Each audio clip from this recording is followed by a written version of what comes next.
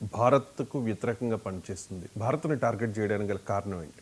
Yes అండి, it's very good question. ఎందుకు ఈ డీప్ స్టేట్ భారతదేశం మీద ఫోకస్ చేసింది? నేను ఒకటే చెప్తున్నా, ఇప్పుడు భారతదేశం చాలా కేర్ఫుల్గా ఉండాలి. ఎందుకంటే ప్రపంచ డీప్ స్టేట్ అంతా, ఎస్పెషల్లీ అమెరికాలో ఉన్న డీప్ స్టేట్, అంటే ప్రపంచంలో డీప్ స్టేట్ అంటే మేజర్ డేంజరస్ అమెరికాలోనే ఉంటుందండి. ఈ డీప్ స్టేట్ ఇండియా మీద ఎందుకు ఫోకస్ చేసిందంటే, India is growing by leaps and bounds. It is growing, world's fastest growing economy అండి. 7%, 6.5 to 7% of the growth rate according to IMFఏ చెప్తుంది, international monetary fund, IBRD.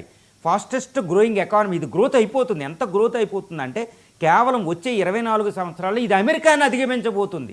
America యొక్క $29 ట్రిలియన్ ఆర్థిక వ్యవస్థని కేవలం 24 సంవత్సరాల్లో భారతదేశం అధిగమించి ప్రపంచంలో రెండో అతిపెద్ద ఆర్థిక వ్యవస్థ చైనా వెనకాల అవ్వబోతుంది. అది FBI report, federal bureau of investigation, America secret రిపోర్ట్లే చెప్తున్నాయి. IBRD, standard and poor, Nomura ఇలాంటి ఫైనాన్షియల్ ఇన్స్టిట్యూషన్స్ అన్నీ చెప్తున్నాయి అనమాట. ఇండియా వెళ్ళిపోతుంది, పైకి వెళ్ళిపోతుంది, అన్నిటినీ అధిగమించేస్తుంది. ఇది ఒక్కటే కాదు. అందరూ అనుకుంటారు, అందరూ పైకి చెప్తారు ఇది ఆర్థికంగా ఎదుగుతుంది అనుకుంటారు. కాది, తప్పు. భారతదేశం ఆర్థికంగా ఎదగడమే కాదండి, ఇట్ ఈజ్ ఎ కల్చరల్లీ, సాంస్కృతికంగా తన సంస్కృతి యొక్క మూలాలు కప్పడిపోయిన, బ్రిటిష్ కాలంలో కప్పడిపోయిన సాంస్కృతిక మూలాలు మళ్ళా తొలకరి వర్షం వస్తే పచ్చగడ్డి లెగిసినట్టు లెగుస్తుంది. ఇది మేజర్ ఇష్యూ. అందుకే డీప్ స్టేట్ మన మీద టార్గెట్ చేస్తుంది. ఆర్థికంగా ఎదిగితే వాళ్ళు ఆర్థికంగా ఎదుగుతారు ఏదైనా, కానీ ఆర్థికంగా కాదండి. It is a cultural rejuvenation is happening. Civilization rejuvenation అంట, రిసర్జెన్స్ ఆఫ్ ఇండియా. మేము అమెరికా ఇండియా గ్రేట్ అగైన్ అంటే అదేనండి. ఎదిగిపోతుందనమాట, కల్చరల్ మూలాలు వెళ్ళిపోతుంది. దానికి ఒక ఎగ్జాంపుల్ చెప్పనండి మీకు. ఈరోజు ఇండియన్ ఫుడ్, భారతదేశ రెస్టారెంట్సు, బ్రిటన్లో క్రియేట్ చేస్తున్న ఎంప్లాయ్మెంటు, బ్రిటన్లో యూనివర్సిటీసు, బొగ్గు గనులు, రైల్వే సంస్థల కంటే ఎక్కువ మనం రెస్టారెంట్స్ ఫుడ్ చేస్తున్నాయి. భారతదేశ ఫుడ్ ప్రపంచమంతా వెళ్తుంది, భారతదేశ సినిమాలు ప్రపంచమంతా వెళ్తుంది, భారతదేశ మ్యూజిక్ అంతా వెళ్తుంది, భారతదేశ yoga, international yoga day June 21 జరిగింది. యోగా ప్రపంచాన్ని శాసిస్తుంది. యోగా గుర్తుపెట్టుకోండి. అదేమి యుద్ధంతో అమెరికా, చైనా, రష్యా లాగా మనం కత్తులతోనూ యుద్ధాలతోనూ ప్రపంచాధిపత్యం చెయ్యం. ప్రపంచ మానవ చరిత్రలో కల్చరల్ ద్వారా చేస్తాం. అది భారతదేశ మైండ్ సెట్ అండి. ఈరోజు ఇంగ్లీష్ లిటరేచర్లో ఇండియా టాప్ పొజిషన్కి వెళ్ళిపోతుంది. అమెరికాను కూడా దాటైపోతుంది. బ్రిటిష్ని ఎప్పుడో దాటేసాం ఇంగ్లీష్ లిటరేచర్లో. వాళ్ళు ఇంగ్లీష్లో ఆగిపడేసాం. చూడండి, ఒక మతం మతం మతం అంటారు, మతాలు కొట్టుకుంటారు, కానీ భారత మతం అనేది ఒకటి ఉంటుందండి, ఇంటర్నేషనల్ యోగా. దానికి ఒక మతం అనేది ఉండదు, మనం కంట్రోల్ చేస్తున్నాం. ఇంటర్నేషనల్ గాంధీ ప్రబోధించిన నాన్ వైలెన్స్తో ప్రపంచాన్ని శాసిస్తున్నాం. చూసారా, గాంధీ ఫోటో ప్రపంచాన్ని శాసిస్తూ ఉంటుంది. ఈ విధంగా కల్చరల్ స్పియర్లో భారతదేశం ప్రపంచాన్ని శాసించి పడేస్తుంది. ఈ కల్చరల్ అనేది వాళ్ళకి నచ్చదు.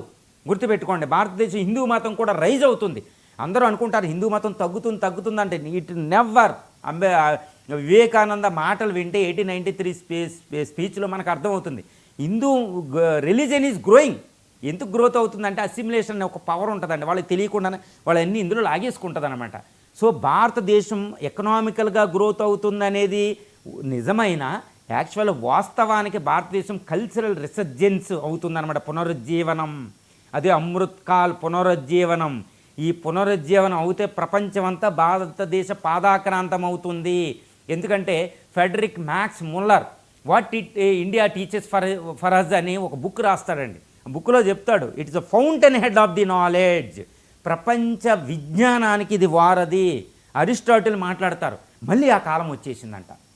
అందుకు ఈ డీప్ స్టేట్ అంతా భయపడిపోద్ది అనమాట. అంటే భారతదేశం చెప్పు చేతల్లో వినాలి, వాళ్ళ చెప్పు చేతల్లోనే ఉండాలి. మనం జీన్లే ధరించుకోవాలి, పంచకట్టు ధరించుకోకూడదు, బొట్లు పెట్టుకోకూడదు. ఇవన్నీ వాళ్ళకు అనుకూలంగా ఉండాలి, వాళ్ళ బట్టలు ధరించాలి. మనకంటూ ఏది రాకూడదు, మనకంటూ పెద్ద పెద్ద కమ్యూనికేషన్ కంపెనీలు రాకూడదు, వాళ్ళ కమ్యూనికేషన్ కంపెనీల మీద ఆధారపడాలి. మనం ఫుడ్ ప్రొడ్యూస్ చేసినా వాళ్ళ వాల్మార్ట్ దగ్గరికి వెళ్ళి అక్కడ ప్రాసెస్ అయ్యి మనకు రావాలి. వాళ్ళ ఫుడ్ మనం తినాలి. మనకి చిరుధాన్యాలు పండినా మనం చిరుధాన్యాలు తినకూడదు. షుగర్ పేషెంట్లకి ఎవ్వరూ చెప్పరు బయట, మీరు వెళ్ళి చిరుధాన్యాలు తినండి అని. మన డాక్టర్లు కూడా చెప్పరండి, ఎందుకంటే వాళ్ళు ఇన్ఫ్లుయెన్స్ అయ్యారు. ఏమని చెప్తారు, చిరుధాన్యాలు, ఈ కొర్రలు, ఈ జామలు ఇవి తినకండి, ఇవి కాదు గోధుమ తినండి అంటారు. మన కాలానికి గోధుమ ఎలా కుదురుతుందండి, గ్లూటెన్ అవన్నీ కూడా. కానీ గోధుమకి మన జామ పళ్ళు తినమని చెప్పరు ఎవరు మన డాక్టర్లు. యాపిల్ పండు తినండి అంటారు. చూసారా ఎలా ఇన్ఫ్లుయెన్స్ అయిపోతున్నాం?